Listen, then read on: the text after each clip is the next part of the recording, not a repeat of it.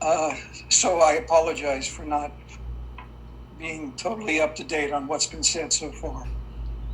But I think everybody on our board knows that I have very definite ideas on this topic. And I'm going to assume that at some point we're going to vote on the plan, correct? Or have we already done that? I'm sorry, we couldn't hear you there, Mr. Griffith. I assume we're going to vote on our COVID plan. Is that going to be tonight, or is that going to be in the future? The plan was voted on tonight. The plan was voted on this evening. It is a public session, just so you know. We are in public right. That was the plan. I understand. Well, if I can't vote, then at least I can make a statement. With all due respect to everybody, we have had 6 months to get our act together.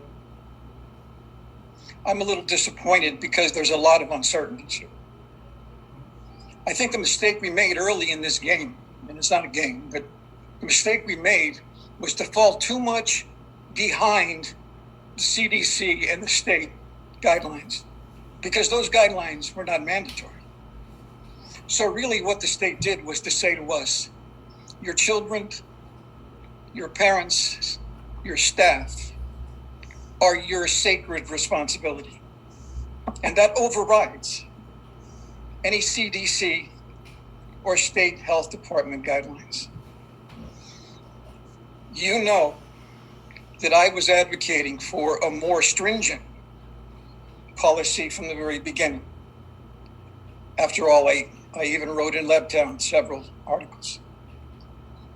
I don't know if that plan that we voted on tonight includes things like monitoring temperatures of students and staff when they enter the building.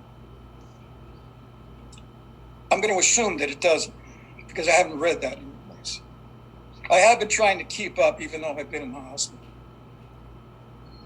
I think that is very, very, very important that we prevent someone who has a case, someone who has contracted the COVID-19 virus from entering the general school population and having direct contact with our staff.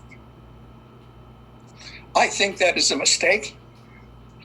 I think that we are overestimating the ability of a parent to assess the COVID health of their child, because the truth of the matter is, I left every morning for school and my parents weren't there. Nor were my parents there when I got home. And that is not an unusual scenario. That's part of today. We need to address that. Why do we need to address that? Because we have a sovereign responsibility to our staff and our students. I am concerned about our staff. They are dedicated. They are professional. And they are brave. And I think that we should do everything possible to protect them as they go about their duties in the name of Cornwall-Lebanon School District and our children. I was told that at some point in time, we will have electrostatic sprayers and the proper disinfectant to attack and kill the COVID-19 virus.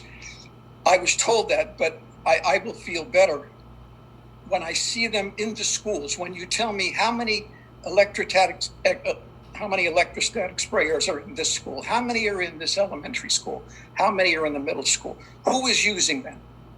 Are they trained? This is vital. This is not a guideline. This is a responsibility that we have, not CDC, not the state. We have a responsibility to our staff and students. Let's go beyond the guidelines. You know, one of the things I've learned the hard way throughout this COVID thing is that we do not have a lot of medical people here in our area to fall back on. We have no existing county health department. We have a state annex health department downtown that's comprised of 2 people, a clerk and a nurse. We have a school doctor. We have a school nurse. The truth of the matter is, I think that the bulk of this responsibility is going to fall on the school nurse. We're asking too much of the school nurse. They were trained to do certain things. They've always done those things throughout history. This is different. We need to do this differently. We need to hire more medical professional people and put them in our schools, or rotate them among our schools so that we can react if we get a breakout of cases. If we don't do that, I think we're amiss. I think we're kidding ourselves. Very often, I don't see clear, definite policies. I see, well, we'll deal with this when the time comes, or deal with that. But I think we could be doing better. And if I had not been just released from the hospital, I would have voted no. You can take that for whatever it's worth, but I thank you for your time. And thank you for your efforts.